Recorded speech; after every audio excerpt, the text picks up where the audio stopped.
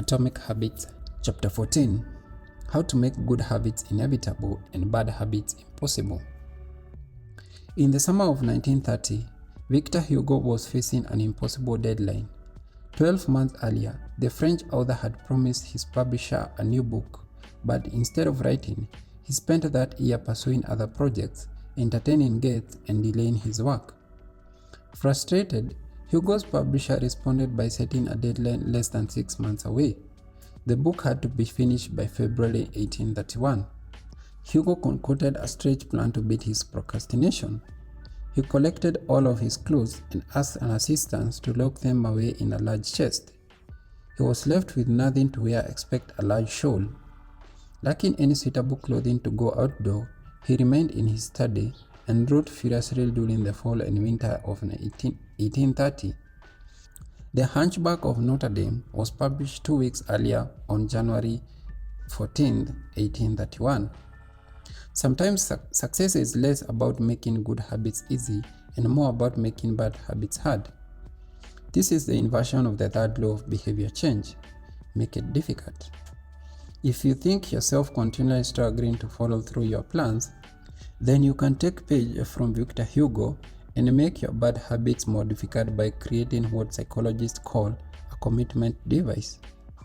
A commitment device is a choice you make in the present that controls your actions in the future.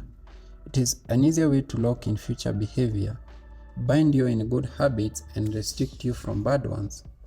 When Victor Hugo shut his clothes away so he could focus on writing, he was creating a commitment device. There are many ways to create a commitment device. You can reduce overeating by purchasing food individually packed rather than in bulk.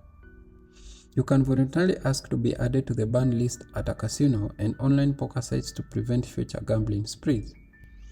I've even heard of athletes who have to wait for a competition, choosing to leave their wallets at home during the week before they win so that they wouldn't be tempted to buy fast foods. As another example, my friend and fellow habit expert Neil Ayler purchased an outlet timer, which is an adapter he plugged in between his internet router and the power outlet. At 10 p.m. each night, the outlet timer cuts off the power to the router. When the internet goes off, everyone knows it is time to go to bed. Commitment devices are useful because they enable you to take advantage of the good intention before you can fall victim to temptation. Whenever I'm looking to cut calories, for example, I will ask the waiters to split my meal and box half of it to go before the meal is served. If I waited until the meal came out and told myself I will eat half, it will never work. The key is to change the task such that it requires more work to get out of the good habit than to get started on it. If you are feeling motivated to get in shape, schedule a yoga session and pay ahead of time. If you are excited about the business you want to start, email an entrepreneur you respect and set a consulting call. The key is to change the task such that it requires more work to get out of the good habit than to get started on it. If you are feeling motivated to get in shape, schedule a yoga session and pay ahead of time. If you are excited about the business you want to start, email an entrepreneur you respect and set up a consulting call. When the time comes to act, the only way to bail is to cancel the meeting, which requires effort and may cost money. Commitment devices increase the odds that you will do the right thing in the future by making bad habits difficult in the present. However, we can do even better. We can make good habits inevitable and bad habits impossible. How to automate a habit and never think about it again. Jerry Henry Peterson was born in Dayton, Ohio in 1844. He spent his childhood doing chores for the family farm and working shift at his father's sawmill. After attending college at Dartmouth, Peterson returned to Ohio and opened a small surprise store for coal miners. It seemed like a good opportunity. The store faced a little competition and enjoyed a steady stream of customers, but still struggled to make money. That was when Peterson discovered his employees were stealing from him. In the mid-1800s, employee theft was a common problem. Receipts were kept in an open drawer and could easily be altered or discarded. There were no video cameras to review behavior and no software to track transactions. Unless you are willing to hover over your employees every minute of the day, or to manage all transactions yourself, it was difficult to prevent theft. As Peterson mulled over his predicament, he came across an advertisement for a new invention called Litty's Incorruptible Cashier, designed by the fellow Dayton resident James Litty. It was the first cash register. The machine automatically locked the cash and receipts inside after each transaction. Peterson bought two for $50 each. Employee theft at his store vanished overnight. In the next 6 months, Peterson's business went from losing money to making $5,000 in profit, the equivalent of more than $100,000 today. Peterson was so impressed with the machine that he changed business. He bought the rights to the repeat invention and opened a national cash register company. 10 years later, National Cash Register had over 1,000 employees and was on its way to becoming one of the most successful businesses of its time. The best way to break bad habits is to make it impractical to do. Increase the friction until you don't even have the option to act. The brilliance of the cash register was that it automated ethical behavior by making stealing practically impossible. Rather than trying to change the employees, it made the preferred behavior automatic. Some actions, like installing a cash register, pay off again and again. These one-time choices require a little bit of effort up front but create increasing value over time. I am fascinated by the idea that a single choice can deliver returns again and again, and I surveyed my readers on their favorite outcome actions that led to better long-term habits. I would wager that if the average person were to simply do half of the overtime actions on the list, even if they didn't give another thought to their habits, most would find themselves living a better life a year from now. These outcomes actions are a straightforward way to employ the third law of behavior change. They make it easy to sleep well, eat healthy and productive, save money and generally live better. One-time actions that lock in good habits. 1. Nutrition. Buy a water filter to clean your drinking water. Use a smaller plate to reduce caloric intake. Sleep. Buy a good mattress. Get blackout curtains. Remove your television from your bedroom. Productivity. Unsubscribe from emails. Turn off notifications and mute group chats. Set your phone to silent. Use email filters to clear your inbox. Delete games and social media apps on your phone. Happiness. Get a dog. Move to a friendly social neighborhood. General health. Get vaccinated. I don't advise. Get vaccinated. Buy good shoes to avoid back pain. Buy a supportive chair or standing desk. Finance. Enroll in an automatic saving plan. Set up automatic bill pay. Cut cable services. Ask service providers to lower your bills. Of course, there are many ways to automate good habits and eliminate bad ones. Typically, they improve putting technology to work for you. Technology can transform actions that were once hard, annoying and complicated into behaviors that are easy, painless and simple. It is the most reliable and effective way to guarantee the right behavior. This is particularly useful for the behavior that happen too infrequently to become habitual. Things you have to do monthly or yearly, like rebalancing your investment portfolio, are never repeated frequently enough to become a habit, so they benefit in particular from technology remembering to do them for you. Another example includes medicine. Prescription can be automatically refilled. Personal finance. Employees can save for retirement with an automatic wage deduction.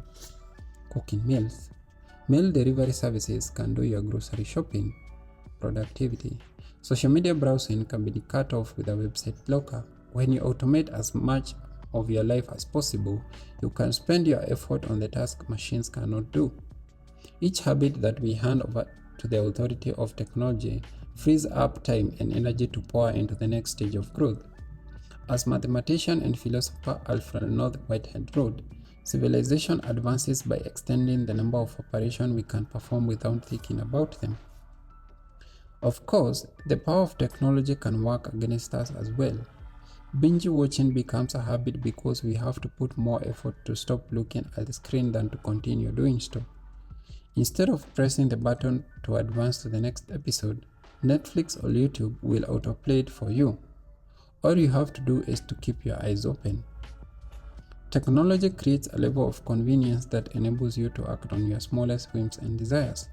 At the mere suggestions of hunger, you can have food delivered to your door. At the slightest hit of boredom, you can get lost in the vast expanse of social media. When the effort required to act on your desire becomes effectively zero, you can find yourself slipping into whatever impulse arises at the moment. The downside of automation is that we can find ourselves jumping from easy task to easy task without making time for more difficult, but ultimately more rewarding work. I often find myself gravitating towards social media during any downtime. If I feel bored or just a fraction of a second, I reach to my phone. It is easier to write off this minor distraction as just taking a break, but over time, they can accumulate into a serious issue. The constant tug of just one more minute can prevent me from doing anything of consequence. I am not the only one. The average person spends over 2 hours per day on social media. What could you do with an extra 600 hours per year? During the year I was writing this book, I experimented with a new time management strategy. Every Monday, my assistant would reset the password on all my social media accounts, which logged me out of each device. All week, I worked without distraction. On Friday, she would send me the new passwords. I had the entire weekend to enjoy that social media had to offer until Monday morning when she will do it again. If you don't have an assistant, team up with a friend or a family member and research each other's password each week. One of the biggest surprises was how quickly I adapted. Within the first week of locking myself out of social media, I realized that I didn't need to check it nearly as often as I had been. I certainly didn't need it each day. It was simply being so easy that it had become the default. Once my bad habit became impossible, I discovered that I did actually have the motivation to work on more meaningful tasks. After I removed the mental candy from my environment, it became much easier to eat the healthy stuff. When working in your favor, automation can make your good habits inevitable and your bad habits impossible. It is the ultimate way to lock in your future behavior rather than relying on the willpower in the moment. By utilizing commitment devices, strategic outcome decisions, and technology, you can create an environment of inevitability, a space where good habits are not just an outcome you hope for, but an outcome that is virtually guaranteed. Chapter Summary. The inversion of the third law of behavior change is to make it difficult.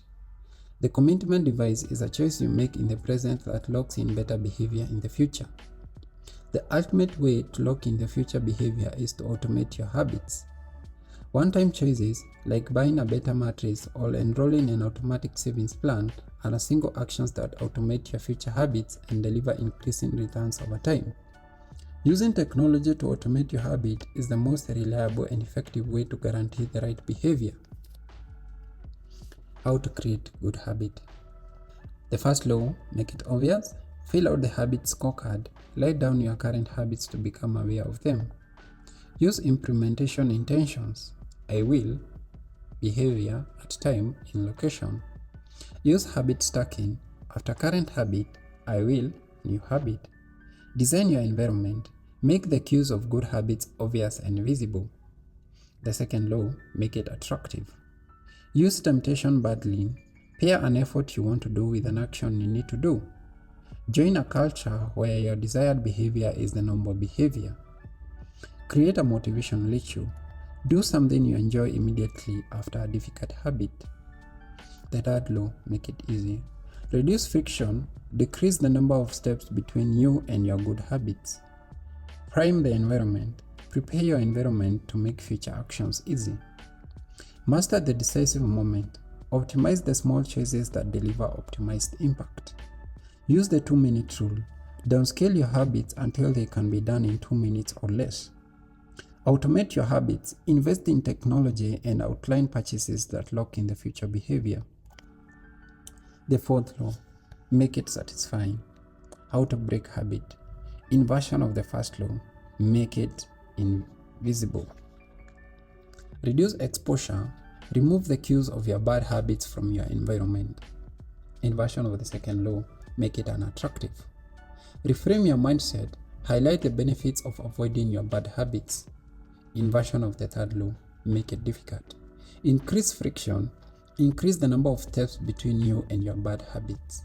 Use commitment devices, restrict your future choices to the ones that benefit you. Inversion of the fourth law, make it unsatisfying. End of chapter 14.